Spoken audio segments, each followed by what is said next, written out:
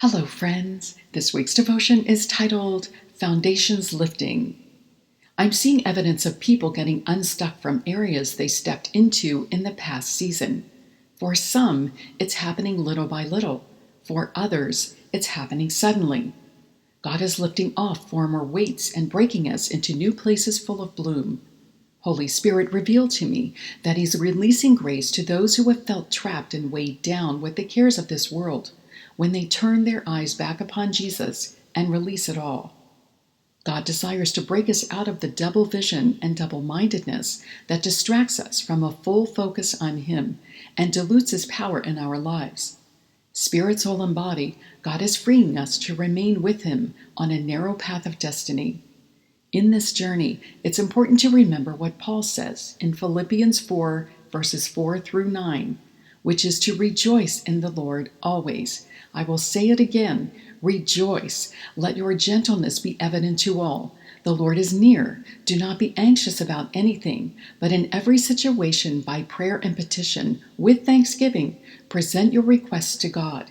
And the peace of God, which transcends all understanding, will guard your hearts and your minds in Christ Jesus. Finally, brothers and sisters, whatever is true, whatever is noble, whatever is right, whatever is pure, whatever is lovely, whatever is admirable, if anything is excellent or praiseworthy, think about such things. Whatever you have learned or received or heard from me or seen in me, put it into practice, and the God of peace will be with you. What's especially interesting here is that Paul writes these encouraging passages from a prison in Rome. He knew what confinement and escape felt like, but Paul also knew how true freedom worked. Yes, he understood to trust God to deal with circumstances around him, but he also understood that the same kingdom of God in his heart surrounded him as the greatest presence. Paul knew that anything less than God had no greater power over him. He knew how to fight against the spirit of darkness by leaning into the Spirit of God. Paul understood how to stand on the rock and praise God in the face of impossible and all that would try to come against. He knew that the attitude that honors God invites His blessing.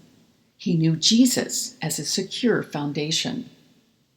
So how can we fully dwell with God when the foundation of the heart has cracks of unresolve? How can we praise God and have a right attitude toward another if we've allowed darkness into our hearts, possibly even from an early age when we didn't even know better? After all, Luke 6, verse 45 tells us that from the heart the mouth speaks.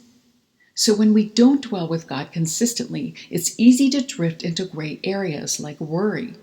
Sometimes it's so subtle we don't notice it, but eventually dwindle and delay get our attention. Worry is an open door to a stranglehold. When we find ourselves in a stranglehold, it's difficult to praise God with our mouths like Paul and Silas did when they were supernaturally released from prison. Jesus clearly tells us twice in John 14, verse 1 and verse 27, do not let our hearts be troubled. So if you have a troubled heart, it's time to simply allow Holy Spirit to restore your foundation by shining His light on any areas of your heart that you've forgotten about or cordoned off from Him out of fear or trauma. That's what I did many years ago when Holy Spirit revealed an old wine cellar of darkness in my heart in the area of marriage.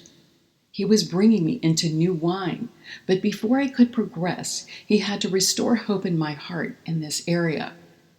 When I chose to trust Him enough to invite Him in to touch my trauma, He lifted me with His light and life again, and He'll do the same for you. So if you need Holy Spirit to fix your foundation, pray with me now.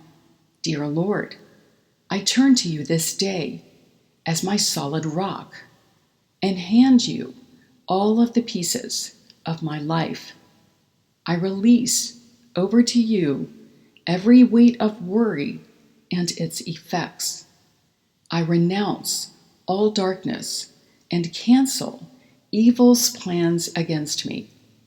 I choose to trust you and invite you into my soul to fix and fill every void, nothing withheld.